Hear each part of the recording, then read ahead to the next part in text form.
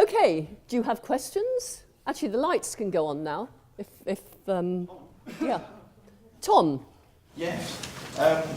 Right at the beginning of the first lecture, you dismissed behaviourism. Yet, what the functionalist is saying seems to me a little bit similar. For instance, any state that causes a state of believing that one is in pain is a pain state. Okay.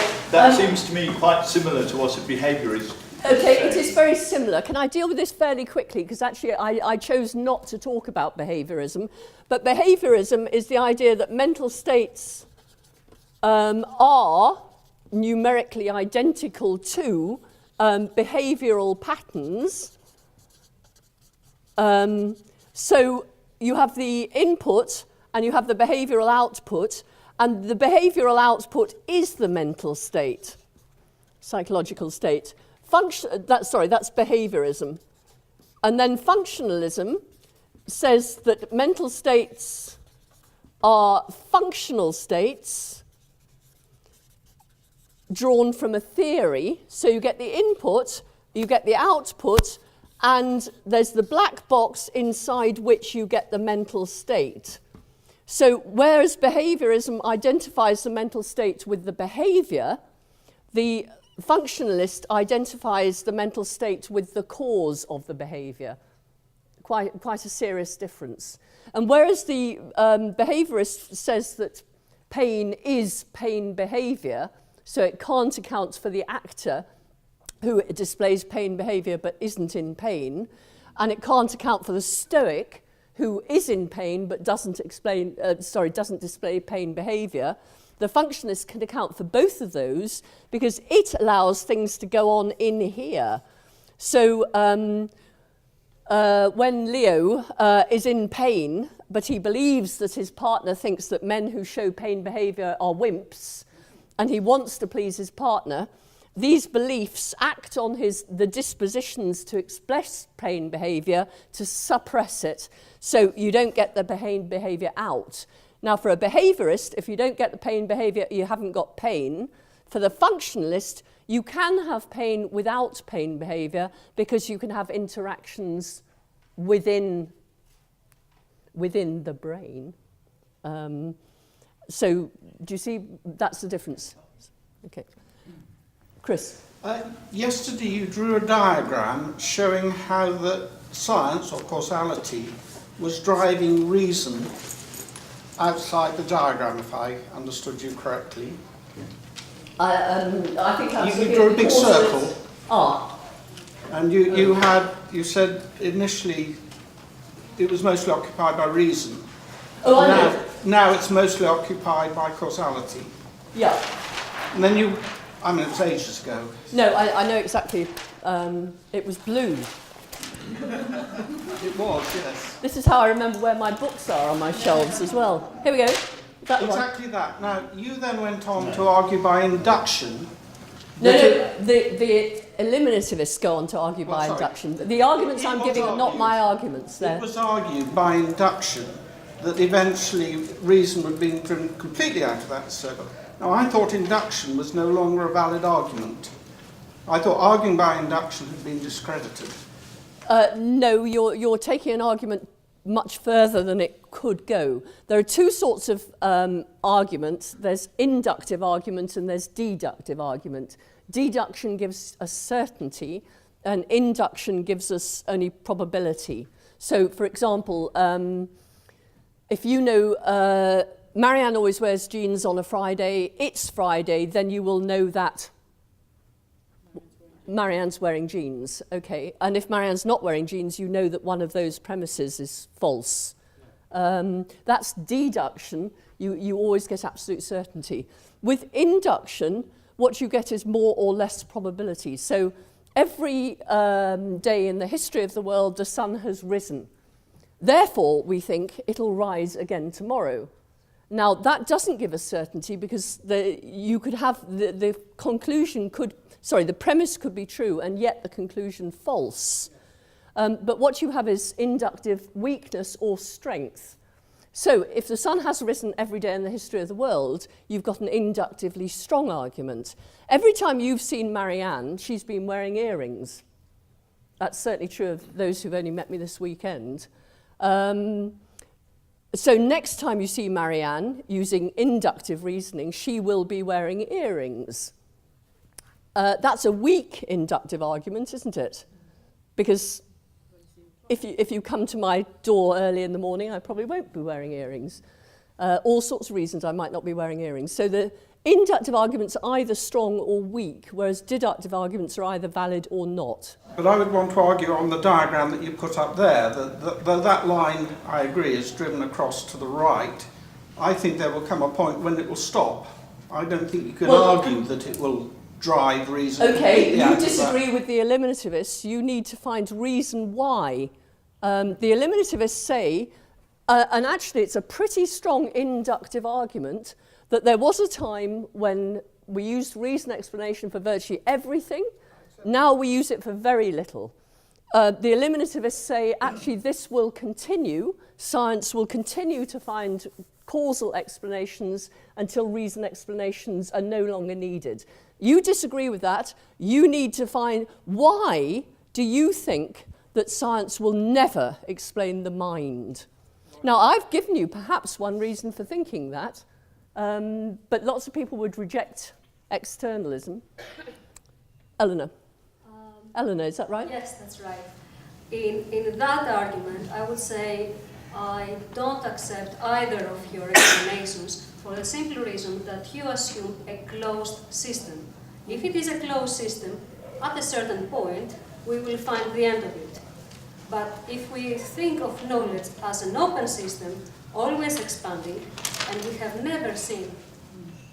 No, Eleanor, actually that's not true, because what the eliminativist is saying is that science one day will explain everything. Yes. Now, that doesn't mean it will explain every token thing. It means it'll explain every type of thing. So, now this is where I need to... so, if science is right, if eliminativist is right, okay, the biggest problem for eliminativists is here's a type of thing, and here are a whole lot. Okay, this is an instance of understanding, and this is another instance of understanding. Okay, now if science is going to explain everything in terms of physicalism, neural states, etc., then science will need to explain that. And it'll need to explain that, etc. Now, every time it explains it, there'll be another of these that is not explained.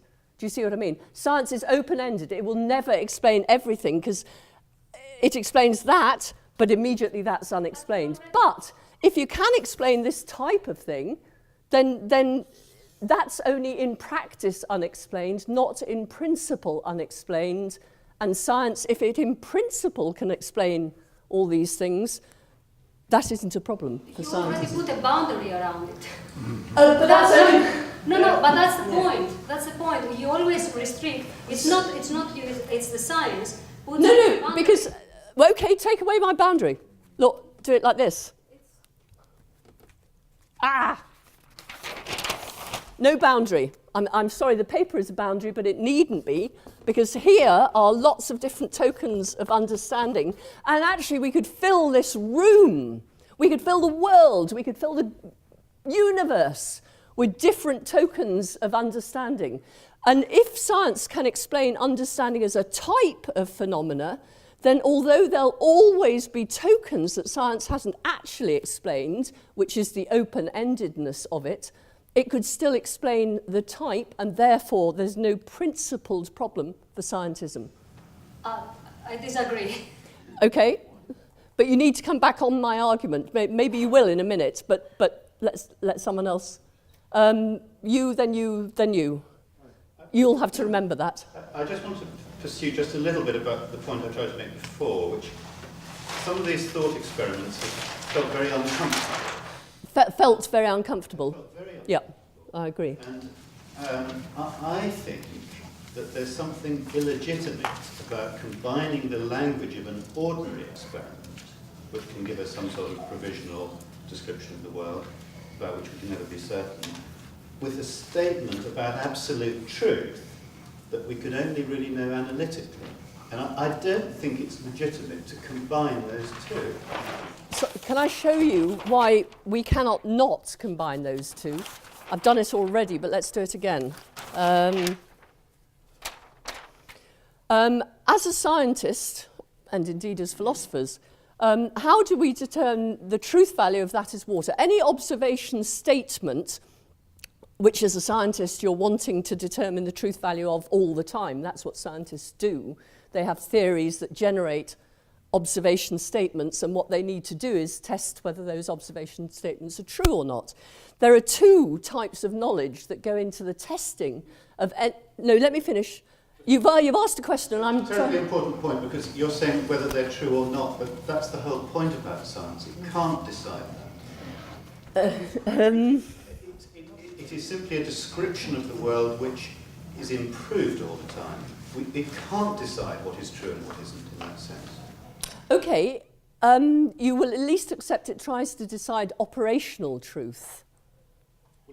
Maybe not absolute truth, but operational truth. So if, for example, here we have a statement, neutrinos can travel faster than light. Okay, there's a statement. Those people in CERN think that this is either true or change my word true for your word, whatever you prefer. But what we're interested in is whether neutrinos can travel faster than light. If they can, this explodes the theory of general relativity. How interesting, how fascinating. Could string theory be true after all? If neutrinos can't travel faster than light, and you see that actually the word truth or some synonym of truth is going to come in here, whatever you say. What we're interested in is whether neutrinos travel faster than light. And what I suggest we mean by that is whether the statement neutrinos travel faster than light is true or not. And it's an observation statement. I agree that by observation we're not talking about our senses, but we are talking about things that we can conduct empirical experiments at huge expense on. So any observation statement you like, that is water, or neutrinos travel faster than light, there are two things that go into it. One is, what does the statement mean? What is a neutrino? I mean, actually, if we don't understand what a neutrino is, if any minute now we discover that actually there are some neutrinos that travel faster than light, but others that don't, well, okay, is that because there's a difference between the initial conditions where we set off these neutrinos to travel faster than light, or is it a difference in the neutrinos itself? In which case, is neutrino a word that means neutrino or neutrino or something? Do you see what I mean? You have to understand the meaning of the sentence, and you have to conduct experiments, in the case of neutrinos, empirical experiments, to determine whether the truth value, the truth conditions in a context are satisfied. So philosophy comes into everything a scientist does, because the scientist has to assume a meaning in order to determine a truth value. That's why I believe that you can mix philosophy and science. In fact, you have to. And the scientists who think they don't are scientists who are assuming that they do know the meaning of what they're doing, which most of the time is fine. But when they hit a problem, they might ask, sorry, Eleanor, I know you want to speak, but so do other people. It's fine. A philosophical statement, to be true, has to be internally consistent, and it doesn't need... What do you mean by... what's... means that one statement is balanced equally, truthfully, rationally against another. But it doesn't need an external aspect to make it true or false, does it? Well, that is water. It's only going to be true if, when I point to that and I say that is water, What makes it my belief, I'm pointing inside my head, which of course maybe I shouldn't be, but let's do it for the time being. What makes my belief true is that's being water. That's not a philosophical statement. It's a scientific one, isn't it? It's an observation statement, yes, but I've said that any observation statement, you can determine the truth only by determining philosophically what its meaning is, and then empirically what its truth value is. So the idea that that isn't a philosophical statement, well, okay, true, it's a scientific statement, but there are still philosophical questions to ask about it, and indeed about any, because meaning is a philosophical problem. Well, a philosophical issue, I should say. If externalism is true and wholly true... I'm sorry, I did say I'd come to you, I will in a minute. If externalism is true and true all the time, then we would not be able to make counterfactual statements, surely, or draw other than realist pictures. I mean, we couldn't draw sort of surrealist types. And therefore there must be some kind of internal state and process. Okay, I disagree with you, and I think you're confusing truth conditions and truth value. Let me show you why I think this, and if you think I'm wrong. So here's a counterfactual. A counterfactual is a conditional statement, the antecedent to which is false. So if Marianne, let's say, if it is Friday, Marianne is wearing jeans, because we all know that Marianne always wears jeans on a Friday. This is a counterfactual statement because it isn't Friday, is it? The antecedent here is false. Okay? How do we determine the truth value of this statement? Well, what do we have to do to determine the truth value? Make some observations. Well, if on Friday you discover I am wearing jeans, does that tell you that if it's Friday, Marianne will be wearing? I mean, you need a bit more than that, actually. You need to look at the possible world you need to survey possible worlds to see if you can find a Friday where Marianne isn't wearing jeans. And if you can't, then that's true. So it's it's exactly the same thing. There are two questions to ask.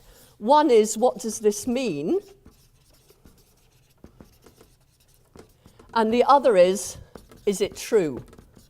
And in this case, as this isn't an empirical question, because it's involving counterfactuals, in order to determine it's true, you've got to survey possible worlds. But actually, if you think Marianne means me here, but actually it means someone else, so you've got the meaning wrong, when you survey the possible world, you'll be taking the wrong person through. Do you see what I mean? And you might get the wrong answer to that question, not because you've got that wrong, but because you've got that wrong. So it's completely general. If you're looking at language and the truth of sentences in that language, you've always got two things to look at. And sometimes it involves looking at possible worlds as well as this world. Or sometimes it involves looking at possible situations in this world as well as actual ones, if you don't like possible worlds talk. John, I'm sorry, I did say I'd come to you. A lot of philosophy you've talked about here seems to imply that mental states can't affect the physical worlds. Many of the theories we've looked at make it difficult to say that they do, yeah. I'm quite convinced that they do. I can think of many examples in my own experience. We all that can. They do. But I think externalism allows a way around this, because if my mental states originate outside of my mind and then go on to affect things in the external world, then the causal problems seem to be largely resolved. Unfortunately, it doesn't work like that. We're not saying that mental states are outside the head. We're just saying they're not inside the head. But they could have origins outside. Even if you're an internalist, you might think that mental states have origins outside the head, but the externalist doesn't say that beliefs are outside the head. it says that they're not inside the head. And there's a big difference between saying something's not inside and saying it's outside. Actually, externalists believes that mental states aren't located in space at all. Physical objects are located in space. They have to be, because that's of the essence of being a physical object. But if you believe that mental states are not internal states, you can actually say they're not located at all. Ugh, forest of hands. I think you were next. Well, mine's also about externalism, and I think in a way it's I think quite a few of them are probably about externalism. I thought that you said about externalism that, you know, I could not have a belief about Marianne unless Marianne existed. The externalists could believe that, yeah. So where does that leave imagination? Where I can imagine something which doesn't exist? Yeah, that's fine. Here's Penny, and here's Penny again on a different occasion, let's say. Here's Marianne. I'm thinking about this as I go along. Okay, here... I'm big and fat and you're little and thin. Actually, Penny, this is your head, whereas this is the whole of me. Okay, in this case, Penny is having a thought about Marianne. Okay, so I'm assuming at the moment, now you've met me, you can go away and have a thought. You don't actually have to have met me. There are people who have never met me who can have thoughts about me.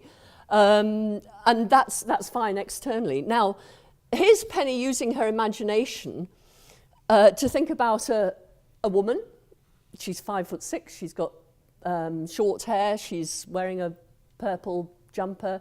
I mean, actually, it's amazing. If you could look inside Penny's head, you would think, oh, Penny's talking about Marianne. Penny's thinking about Marianne. But actually, Penny has never come into causal contact with me at all. That's why it's easier to say I don't exist at all. But if you've never come in, so you've never come into causal contact with anyone who's met me or heard about me, or so take someone in, where were we? Outer Mongolia before. There will be somebody sitting in Outer Mongolia, believe it or not, who has never heard of me and never come into causal contact with me and never come into causal contact with anyone who has heard of me. Could that person think about me? They could imagine something that by coincidence is phenomenologically indistinguishable for me. She's even got this, very irritating English voice and with same inflection and same certainty. And, there is nothing. You couldn't put a card between what this person is imagining and me. But is it me? Many people would say no, couldn't be. But how could that idea have come from the external world, though, which I thought was what externalism was? Well, the fact is you've met people who are 5'6" before, you've met women before, you've met people wearing purple jumpers before, and you put all these things together in your imagination. A completely bizarre alien creature. I'm sorry, I don't know where you're going with that. Where did that come from? Well, you couldn't imagine something. I mean, all you can do is take the concepts that you have, split them apart from each other, and put them back together in creative ways. So that's what it is to think. I mean, okay, you're all thinking of elephants now. I see you. You're all thinking of elephants, but there isn't an elephant within 100 miles of this place. I mean, the thing is, you are not restrained in your thoughts to things that are perceptually present. Arguably, we're the only animals that can do that. And the reason we can do it is one of the reasons that we can imagine things. I mean, imagine that I'm wearing yellow, the same colour that David's wearing. Okay, you're all able to imagine that now because you're able to take the yellow that you know from there and what I'm wearing that you know from here and swap them around a bit in your imagination. You can do that because you have concepts, and that's what a concept is. It enables you to think creatively. But what you can't do is come up with something completely from new. You're always putting together. I mean, you won't come up with a colour that nobody else... Sorry, that's probably wrong. you won't come up with a colour that you haven't ever experienced, or at least, sorry, I can see cans of worms opening up here. We only create those imaginations that are already in heart before. Like we seen them, we observe them somewhere, then we can put creation, make them. We some put them creation. together. Yeah, the things we never seen, we cannot create anything without like. The basic building blocks. Yeah. There's something always present in our head before. That's why we create something new from those things to mix up. So we've got the ingredients there, we pull them apart and we put them together again in different ways. That's what it is to think, that's what it is to exercise imagination. If we couldn't do that, we couldn't ever come up with new ideas. Look, there's the moon, how do we get there? You know, we put together different concepts and we come up with a new sort of action. John, I can't keep up. So I think you probably answered my part. I was going to ask you how Tolkien wrote Lord of the Rings, but you're saying that he took existing things and just broke them up. Yep. Okay. Somebody who hasn't, David. You haven't. Sorry. I see you, but David's first, and then you.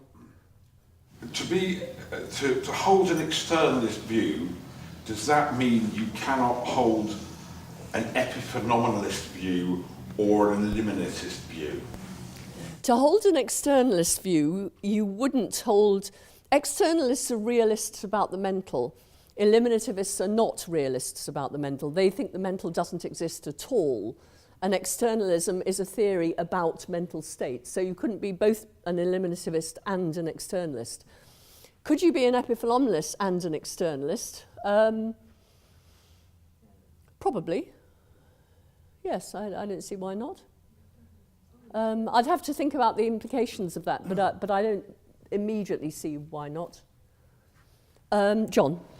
Could externalism conceivably rescue Cartesian substance dualism from extinction for many years before and after? Sorry, could externalism? Externalism, could it rehabilitate? Revivify. The substance dualism. But for many years before and after Descartes, people believed in things called soul or spirit. Is it possible that externalism could revive this? I think that's unlikely.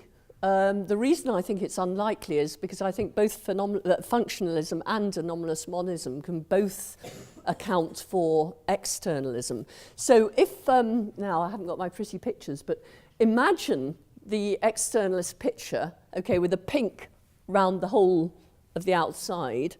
You can believe that everything in that picture is physical, but the whole of it is mental.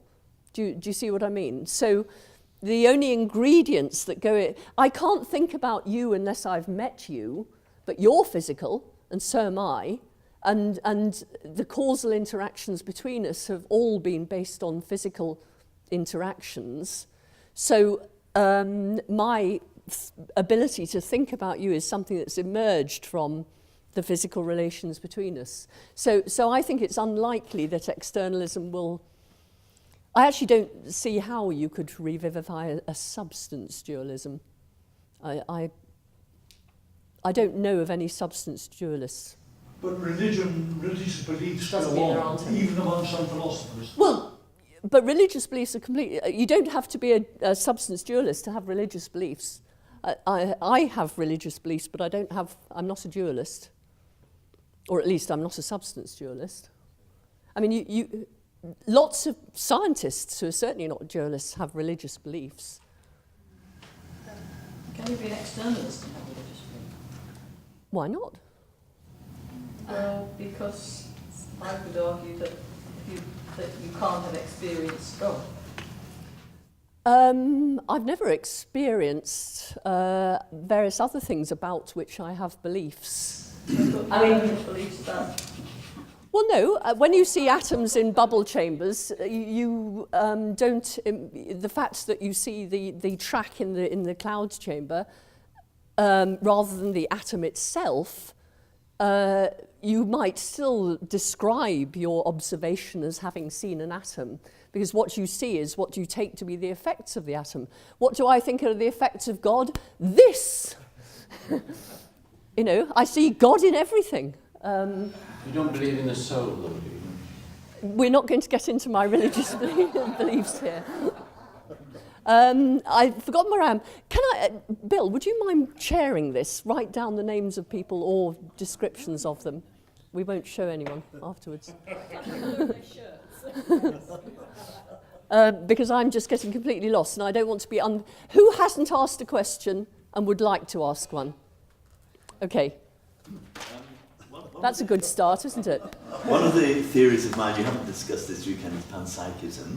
Wondered if you'd like to say why you don't consider it worthy of consideration. Because I don't know anything about it, actually.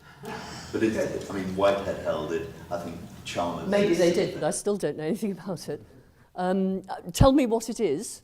Panpsychism is Actually, the theory where matter... matter is not inanimate, that all matter has some degree of mental quality.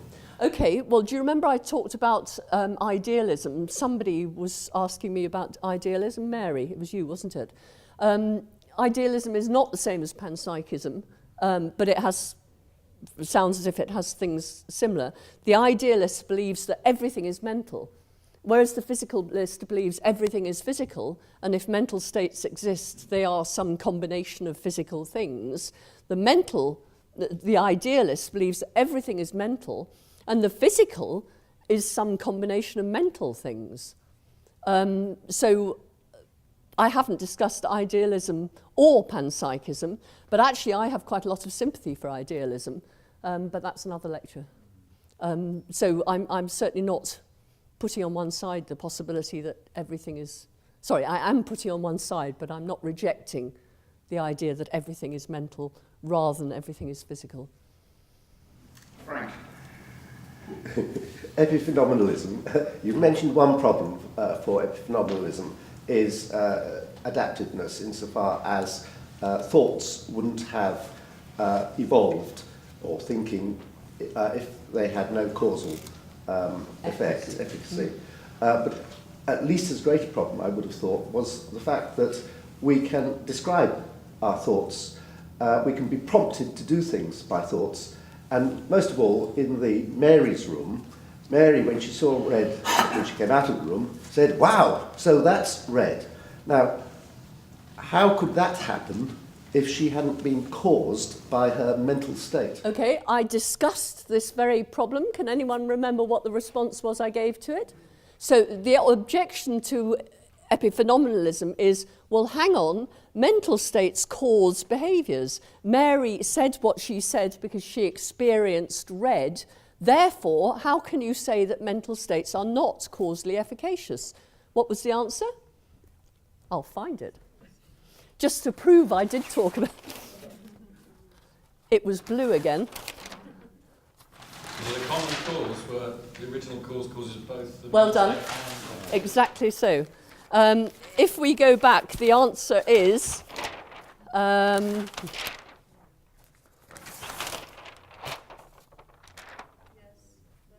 here we are. So this is Mary's experience of red. This is her, ooh, goodness, look at that. This is the state that causes both of them. So there's a correlation between these two, or a coincidence, we'd say, as it's a one-off thing, a coincidence between these two, but that's because both of them are caused by this, not because this causes this. That was an easy one. Could I ask if in David. Philosophical nomenclature that knowledge is time dependent, or does it have to be not?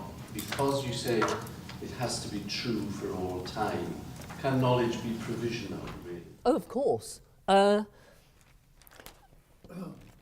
Okay, so I don't.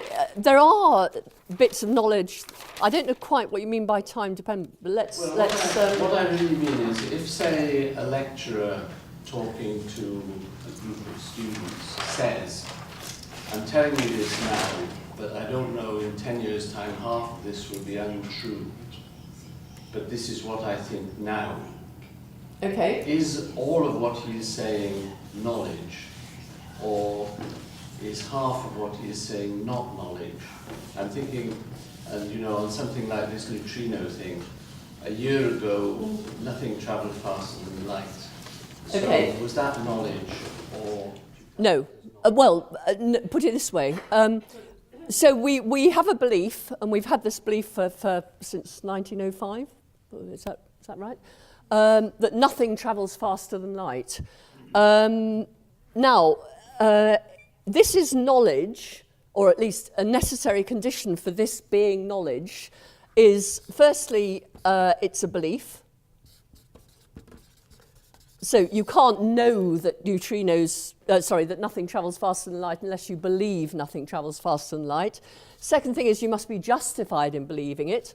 It is justified, so your belief can't count as knowledge unless you have a justification for it. Thirdly, it's got to be true.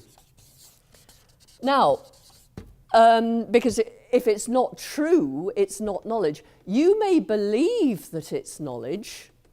Okay, you may believe that it's true, but it still not be true. I mean, as a matter of fact, you can't have a belief that P without believing that P is true, but you may be wrong about your own belief in your belief that your belief is true. So that knowledge then can't be provisional. It has No, knowledge is always provisional. Knowledge depends upon truth, and as we can never get to the truth independently of our beliefs, our justifications, knowledge is always provisional. So that if now it's untrue, it's not knowledge, but it was knowledge. No, we believed it was knowledge, or actually very few scientists would claim it was knowledge, because scientists are so frazzled by Popper that they never claim to know anything these days, but they really think they do know. But this has really upset them, because if they thought they knew anything, they really thought they knew this. Unlike philosophers who know what happens in all possible worlds. Yes, exactly so. No, both philosophers and scientists, doesn't matter who they are, knowledge is always provisional, because knowledge depends upon truth, and truth is metaphysics, not epistemology. So the best we can say is that we're justified in believing this, and our justifications will always be other beliefs which are rationally related to whatever the belief is. But until we can show that it's true, we can't claim that we know that it's knowledge. So let's go back to the one I keep doing, and this is a thing that really I can't tell you how important it is. David, I get really irritated when pens don't work. Yeah, I don't like red. Well, I do like red, but it tends not to come over as well as black. So let's try it. Can you see it? Yes. Okay, David believes, David, knows nothing travels faster than light. Okay? There's an embedding sentence. David believes he knows that nothing travels faster than light. And there's an embedded sentence. David knows that nothing travels faster than light. Now, the embedding sentence might be true. David believes he knows that nothing travels faster than light, whilst the embedded sentence is false. He believes he knows it, but he doesn't know it because it isn't true. Or for whatever other reason. Do you see? Whenever you think that you can't, I mean, for example, let's have a look at David believes he remembers something. He remembers P. Well, he might believe he remembers it, but if P didn't happen, he doesn't remember it. So his belief that he remembers it is false. So you can believe that you know something, and yet be wrong. You can believe that you remember something and yet be wrong. And the reason you would be wrong is because to remember something, it must have happened. In the same way, to know something, it must be true. These are factive states. So you don't like the false memory? No, I think false memory is badly named. If you remember it, it must have happened. What false memory is the belief that you remember it, where the belief that you remember it is false, because if it didn't happen, you don't remember it. But you may believe that you remember it. In fact, I assume that's what's happening in false memory, is somebody falsely believes that they remember that something happened when it didn't. That's what false memory is. It's on the definition of remember. Yeah, because you can't remember P unless P happened. Same way you can't perceive P unless P exists. So when Macbeth said, "Is this a dagger before me?" The answer is no. It may be with you as if there's a dagger in front of you. Obviously it is. So Macbeth believed there was a dagger in front of him. Was there a dagger in front of him? No. So perception is factive. You don't perceive a dagger unless there's a dagger there. You don't remember stabbing Malcolm unless you stabbed Malcolm. You may falsely believe that you remember. Was it Malcolm? King of the Scots? Duncan, thank you. I thought Malcolm's the son. The belief is true, isn't it? The original, the original thing that I love a chance to do it again. That kicks it all off. I'm sorry, the thing that kicks it all off. I see that the embedded thing.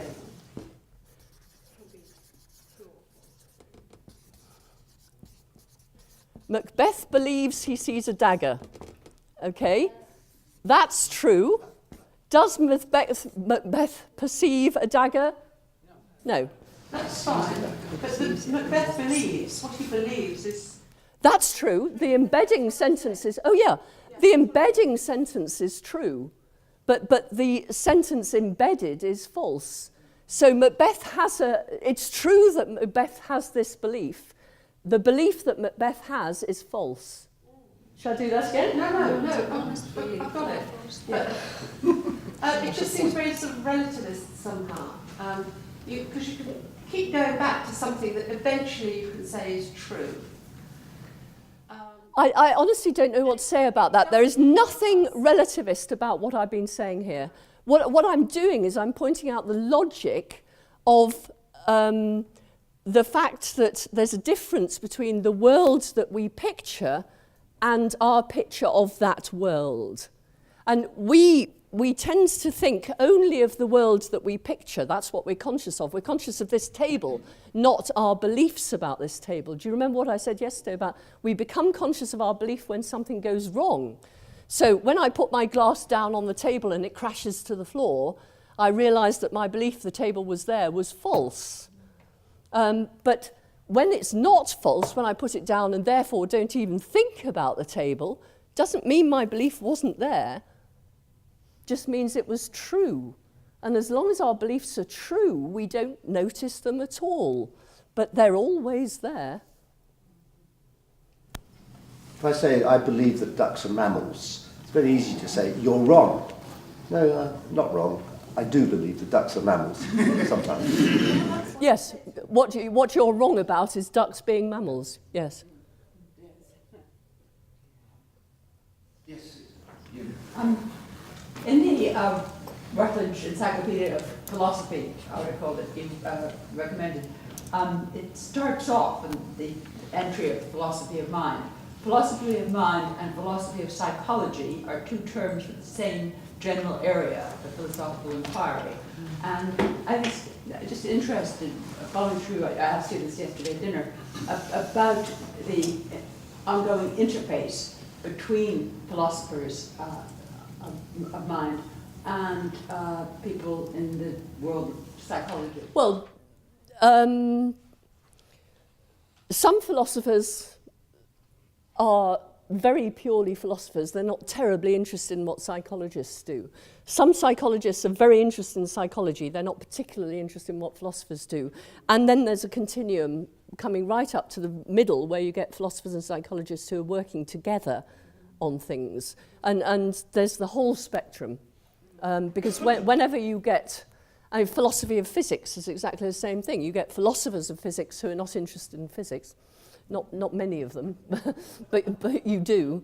And there are physicists who are not at all interested in philosophy of physics. And then there are ones in the middle who are very interested in both and work together quite closely, and everything in between. So philosophy of maths is the same, philosophy of religion. And just following on from that, one of the things psychologists are interested in is aberration or madness or old fashioned, so that malfunction, yeah, so that most of us here have only been hearing your voice, but there may be some people in the room who are hearing St. Michael and St. Peter and angels talking also at the same time, right? Now we would say that's because they're schizophrenic or they have a dysfunction. And I wondered how philosophers deal with this sort of aberration. I don't know, because I'm not that sort of philosopher of mind. I'm interested in what the mind is. I'm less interested in the malfunction of the mind that we called schizophrenia. If we stopped calling it schizophrenia, didn't we? But anyway, I'm not particularly interested in that, so I don't know. But there are philosophers who are very interested in that. I can think of one right now, and he would be able to answer that in a way I can't. Yeah, you're next. Yeah. No, behind you. Yeah, I think I've got a simple one. A simple one? I hope so. I'm a bit uncomfortable about the split between internalism and externalism. Could you be an externalist with elements of internalism?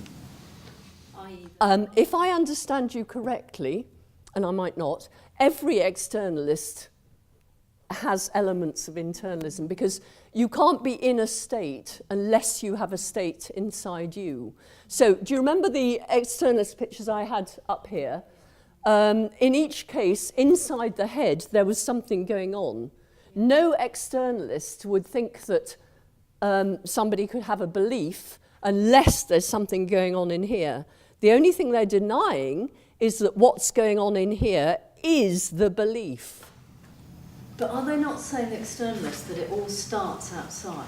No, there's no start about it. We're looking at the idea of a state, the state of believing P.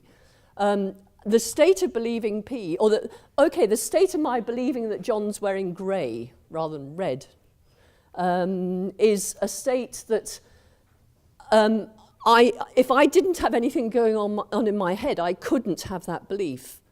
But nor could I have that belief unless John exists. So two necessary conditions, neither of them sufficient for belief, are what's going on in my head and my relation with John. So externalism doesn't deny that there's things going on in the head. It only denies that it's the things going on in the head that are the belief. Okay, I've got that distinction. Yeah. If later on you look at them, actually you've had all your handouts done in black and white, haven't you? Sorry, that's my fault. And you won't be able to see my pretty pink, but you will be able to see the circle and the pink all round the outside, which is externalism, and the pink with the circle. But if you look at the externalist one, there is something going on inside the head. We don't have beliefs unless we have things going on inside the head. Nobody would deny that. Send your PowerPoints. If you're members of the PhilSoc, you can get those by going online to the PhilSoc and requesting them, and they'll get sent to you by email. This is called blackmail. Yep. Harold. Well, thank you. Consciousness, in my opinion, has a genuine role in behaviour. It's not just an... Most of us believe that mental states have a genuine role in producing behaviour. That's part of my question. Secondly, I believe the physical world is causally closed. Now, I haven't yet been able to marry up these two beliefs, but I do think some synthesis could be possible. So what I want to ask you, you've answered partly already, whether you shared those beliefs, and if so, could you give some indication about how you personally attempt to combine them? Right, okay, so the first belief was mental states are causally efficacious. I mean, you said consciousness, but I'm just going to put mental states, and I can't spell efficacious, but don't worry, you can. And you think that physics is causally closed. In other words, any event that interacts with a physical event is itself a physical event. Okay? So you believe both those things and you want to know how is this possible. Okay? And you're asking me what I believe. Okay? I'm not going to tell you what I believe. The answer is I'm not sure, actually. I suspect that this is false, actually, but I certainly don't know that, even by David's standards. In other words, I don't even believe I know that. I'm open on that. I find it very difficult to deny that. But actually, unless you're an epiphenomenalist, you would find it very difficult. And the reason we're not epiphenomenalists, if we're not, is because we believe that. Most physicists would believe that. Most of us in this room probably believe this. How is this possible? Well, this is exactly what we're asking. We want to know the answer to this question. And what I'm saying is, if you're an identity theorist, it's dead easy, because mental states are physical states, and therefore the fact that physics is causally closed is not a problem. This is entirely consistent with this. So identity theory is one possibility. Another possibility, functionalism, says that mental states are physical states. They're functional states, but the functional is always played by a physical state. So that's not a problem. So functionalism can answer that, but it's a very different answer. Anomalous monism, the objection is it can't answer that, but the anomalous monism will come back and say, actually, that's because you've got the wrong theory of causation. So anomalous monism claims to be able to answer that. Does it? We've been looking at that this week. Etc., etc., etc. That's what we've spent the whole weekend, if you like, looking at. We want to believe that. We really want to believe that. Mostly we do believe this. That gives us this problem. What's the answer to this problem? Take your pick. But you would not pick, I assume, since you've said nothing about them, anything to do with complexity theory, chaos, quantum mechanics. Well, because I don't think any of those theories can answer this question. No, the only theories that can answer this question are philosophical theories like the ones we've been through. This is a philosophical question. It's not a scientific question. It's not an empirical question. But many problems have been called not scientific and have later proved to be so. If the eliminativists are right, and there aren't any mental states, never mind, if they're not any mental states, then they're not causally efficacious, then this is false, and science will have shown us that this is false. I'm not denying that science could easily, no, I take that back. Science could show us that this isn't possible by showing that there are no mental states, or by science showing us that mental states are not causally efficacious, or indeed that physics is not causally closed. So science could answer this question for us, but if it does, it would do it in a very different way. I suspect it would do it by showing that mental states don't exist. I think eliminativism might be the way science would answer this question. And of course, actually, it answers this question by saying that's false, rather than by showing that these two are consistent. John? As externalism brings part of the sort of thought outside the individual, I'm wondering if any of them have made a huge leap to say that that has any implications for life after death. So can you remove the individual from it and continue without the body? Well, somebody, I can't remember who it was John, I think, asked me if externalism could make Cartesian souls and Cartesian dualism respectable again, and I said I thought not. I don't see why externalism would have anything to say about life after death either, because if you think that everything external to your body is physical, in the way that everything internal to my body is physical, I can continue believing that as an externalist. And I could, in addition, believe that there's life after death, but my belief in life after death wouldn't necessarily come from my belief. I'm not entirely sure why it would have to. In fact, I don't think it would have to come from my belief that mental states are external states.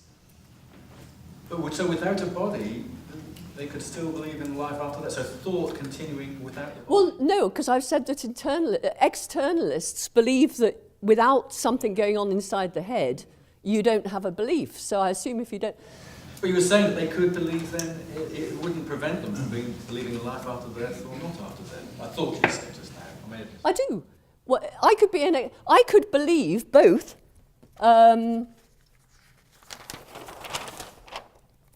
Mental state. Let's just get rid of it. Mental states are external states. There is life after death. I see where you're going. So what you're saying is, after death, I wouldn't have a body, and therefore there wouldn't be. Yes, that's interesting. Maybe I couldn't be or if I were an externalist and I believed that, I would have to deny that external states involved neural states, perhaps. Yeah, okay. I can see where you're coming from on that one. If you're asking me whether I agree, I'd like to think more about it. Beliefs are beliefs until proven true. Sorry, say this again. Beliefs are beliefs until the proven true. Like in the case of light, it was like nothing travels faster than light. In first case, it's a belief, and second, it's justified, and the third is true. Yeah. So the beliefs are beliefs until proven true. So I have question that there are two terms used. I often read them like hypnotism and telepathy. They are considered able to be a mental states. So hypnotism and telepathy. So if we change nothing travels faster than light to Nassim, did you say? Spelt thus? A-S-A-M. Okay. No, just A-S-I-M is what it says on here. Can you pretend that I've spelt your name correctly? Believes... no, actually, let's change that. Let's just say hypnotism works. And telepathy as well. How do you spell hypnotism? I've really... H-I-P-N-O-T-I-S-M.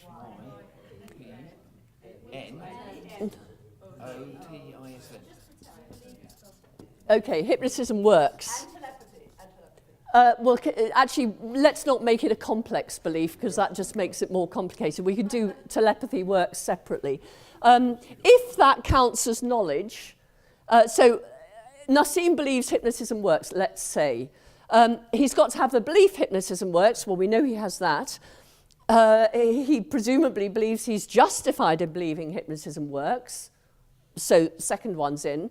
But if it's going to be true, if Nassim knows that hypnotism works, then it's got to be the case that hypnotism works. Now, I completely accept that. I would like to say, actually, we don't know that.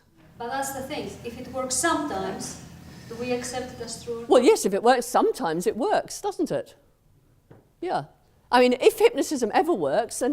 hypnotism probably does work, I'm told. There have been some quite good experiments about this. Maybe we should try it with the other one. What was the other one? Telepathy. In that case, we've got the situation I've got there. I think telepathy is less likely to work than hypnotism, but that's what I believe. Maybe I'm wrong. Sorry, you should have had this before. That's all right. Externalists believe that mind is not in the head, if I understand you correctly. Not necessarily in the head. Do they not only in the head. Do they make any statement about where you might find it in the physical world other than in the head? No, they don't think it's located. So physical states are located. This pen is located in space-time. okay? To describe the location, you'd have to relate it to me and to John and to everything else, etc. Anything physical must be located in space-time.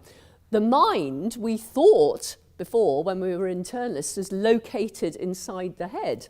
If you're an externalist, you believe there is stuff located inside the head without which there wouldn't be any mental states.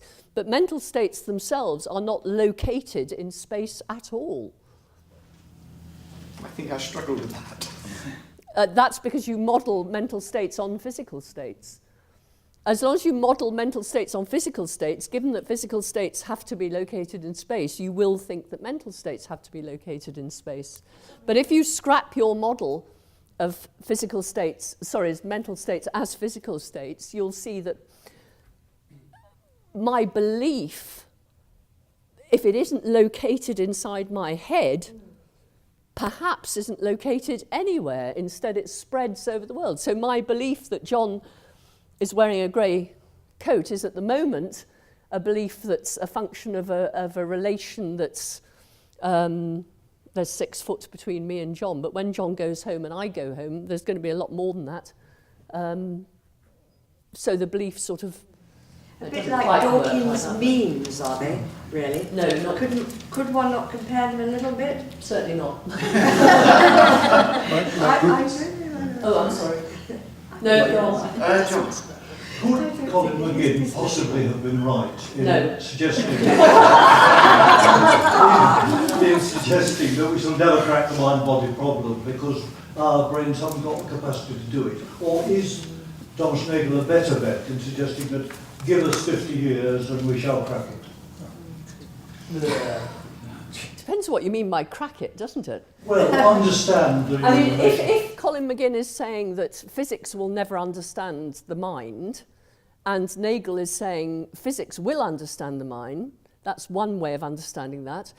If Colin is saying we will never understand the mind, in other words, leaving it open that perhaps we understand it, but not as a physical theory, and Nagel is saying we will understand the mind, though not necessarily as a physical theory, do you see that the distinction becomes too different? I mean, I can tell you where I stand on that one. I think we will understand the mind, but that we won't understand it as a physical state. So I'm, well, depending on which way you understand them, I'm with either of them. Even Colin. Another question. The question is from here.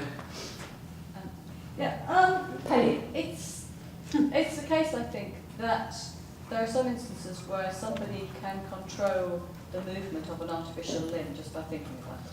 Yes. Yeah, really interesting stuff. Yeah, so I mean, doesn't that have something to say about whether physics is causally closed or whether mental states can affect? Well, no, because we don't know what a mental state is. That's what we're asking. I mean, in that case, if it really is... electrical signals in the brain are actually feeding the computer and make the limb work. Yeah. But as an externalist, we know that there's something in the brain, and presumably in this case, this something in the brain is having an impact on the... and we know that nothing I do, I would be able to do if I didn't have a working brain. But that doesn't mean that the bits of the brain that are working my behaviour are thoughts. I mean, if the epiphenomenologist is right, maybe they're not. But if I'm thinking, I want that leg to move, is that not a thought? That's a thought, but whether that thought causes your leg to move is a question that we might... I mean, I know you think it does, but that's what we've been looking at, haven't we? So if you're an identity theorist, you would say, of course, the mental state that's causing the limb to move is a mental state, therefore the mental state is causing the limb to move. If you're an epiphenomenalist, you think there's a physical state that is both causing you to think that you're moving the limb and is moving the limb, but your thought is not moving the limb. Do you see what I mean? So I can answer that question any way I like, depending on what my theory of mind is. And people assume that it's the thought that's moving the limb, but that's because they don't know anything about these theories. Or if they do, they're ignoring them. How much more time do we have? Two more questions, because I'm enjoying myself. Might we call a collection of mental states a culture, if you don't like memes? I think that's I don't like memes, and I do prefer culture. Yeah, I mean, actually, I do think there's something quite interesting. If we say that our thoughts aren't located inside our head, that would make sense of the fact that we share thoughts. So when we communicate, we think the same thought. Now, obviously, there's different things going on in my head to your head, as you're having what's going on in your head, and I've got what's going on in my head. But the thoughts that we have is the very same thought. And we do actually talk like that, don't we? And if we both have the very same thoughts, then that thought isn't located either in your head or in mine. So that would be assuming that we share the same token thought, not just the same type thought. You with me? But actually, when you take externalism on board, it makes sense of a lot of the way that we talk about thoughts. And a lot of these thoughts, if we share the same thought and a culture, a community, shares a picture of the world, maybe that's what a culture is. Maybe that's what a community is. Elena? So, last one. Yeah. So the prevailing ideas right now are externalism. Whether they're prevailing, I have said nothing about that. No, what I'm asking is, where do you think we're going now? What is the most critical question now asked by philosophers? Or what is the mind? That's still the question. Have they ever defined what it is that, Every single one of the theories I've been through this weekend is an attempt to answer that question. None of them have worked very well. But in the same way, when we say, is the theory of general relativity correct, or is string theory correct, they can't both be correct because they have different consequences. It doesn't look as if they can both be correct, because on the theory of general relativity, neutrinos cannot travel faster than light. On string theory, I understand they can, says she, sounding as if she knows something about physics, which she doesn't. You think it's impressive, thank you. Huh? Okay, we're going to stop there. We're going to the bar, so thank you.